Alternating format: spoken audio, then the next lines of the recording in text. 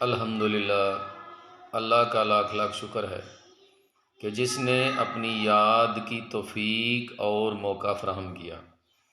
लाखों और करोड़ों दुरूद हज़रत मोहम्मद मुस्तफ़ा अहमद मुज्तबा हबीब किबरिया इमामुल अम्बिया ख़ातमुन नबिय्यीन सल्लल्लाहु अलैहि वआलिहि वसल्लम की ज़ात पर कि जिनके तुफ़ैल मालिकुल मुल्क ने ये मेहरबानी फरमाई।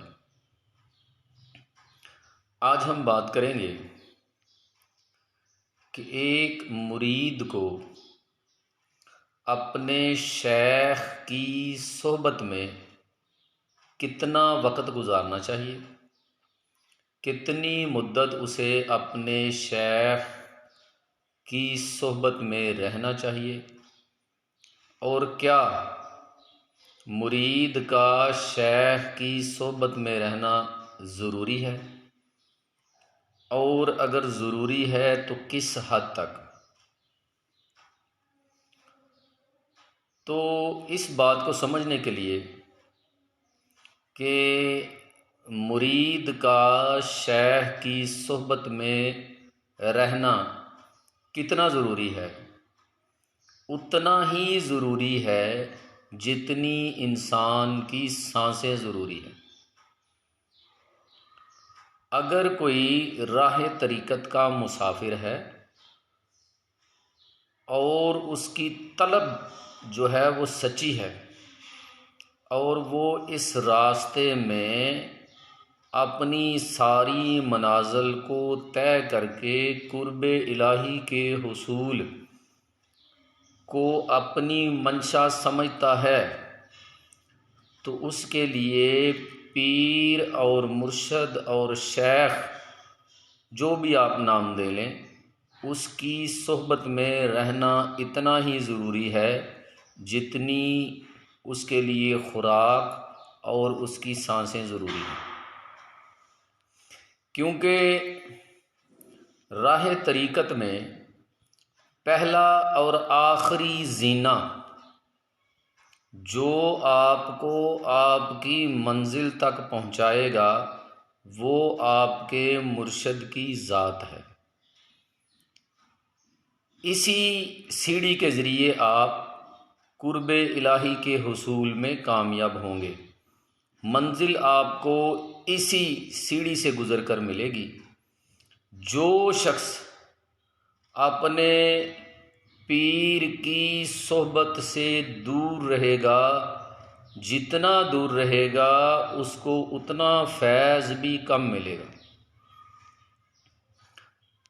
जिस तरह एक माँ जो है वो अपने बच्चे को पालती है शीर खारगी से लेकर जवानी तक, हर वक़्त उसका ध्यान रखती है, ख़याल रखती है कि किस उम्र में बच्चे को दूध की ज़रूरत है और किस उम्र में उसे खुराक की ज़रूरत है, और किसी भी तरह बच्चे को बद परहेज़ी नहीं करवाती। इसी तरह एक मुर्शद कामिल जो है वो अपने मुरीद को जब उसकी राह तरीक़त में रहनुमाई करता है तो उसे उसकी ज़रूरत के मुताबिक जो है इल्मी खुराक देता है। और इसके लिए ज़रूरी है कि मुरीद जो है वो पीर की सोहबत में रहे। और अगर आप बस मुरीद हुए, मुसाफ़ा किया और चले गए, तो फिर जिस तरह का आपका रवैया है उसी तरह का फैज़ जो है वो आपको मिलेगा। तमाम अकाबरीन को देख लें। शेख अब्दुल कादिर जिलानी रहमतुल्लाह अलैह की मिसाल है कि वो अपने शेख के पास कितनी मुद्दत ठहरे। ख्वाजा निज़ामुद्दीन औलिया रहमतुल्लाह अलैह की मिसाल आपके सामने है। तो ज़रूरी है कि अगर आप राह तरीक़त में कुछ सीखना चाहते हैं तो आपको अपने मुर्शद की सोहबत को हर सूरत इख्तियार करना है और ये मुद्दत कितनी होगी ये कोई नहीं बता सकता, ये सिर्फ शेख ही बता सकते हैं। और ये मुरीद और शेख के दरमियान का मामला है। कोई मुरीद जो है वो एक लम्हे में सब कुछ हासिल कर लेता है और कई लोग जो हैं उनको सालों लग जाते हैं। तो ये शेख बेहतर बता सकते हैं और बेहतर वो जानते हैं कि किस मुरीद को कब और कितनी जो है वो खुराक देनी है और उसका हाजमा कितना है और तरीक़त के मामलात को वो कब और किस वक़्त जो है वो हज़म कर लेगा, तो ये शेख बेहतर जानते हैं। लेकिन मुरीद के लिए हर सूरत अगर वो राह तरीक़त का मुसाफिर है और उसकी तलब सच्ची है तो फिर शेख की सोहबत के बगैर गुजारा नहीं।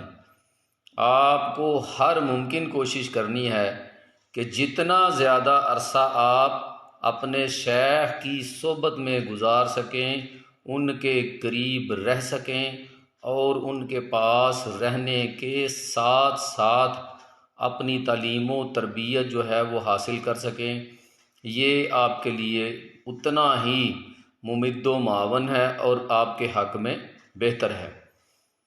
और अगर आप ऐसे ही रस्मी पीरी मुरीदी के कायल हैं और राह तरीक़त के इल्म व तौर तरीक़ों को नहीं सीखना चाहते तो फिर ठीक है, मगर अगर आपकी ये ख्वाहिश है कि आप इस रास्ते पर चलना चाहते हैं, इस रास्ते के पक्के और सच्चे मुसाफिर हैं, तो फिर आपको हर मुमकिन कोशिश करके जितना ज़्यादा से ज़्यादा वक़्त आप पीर की सोहबत में गुजार सकें वो गुजारें।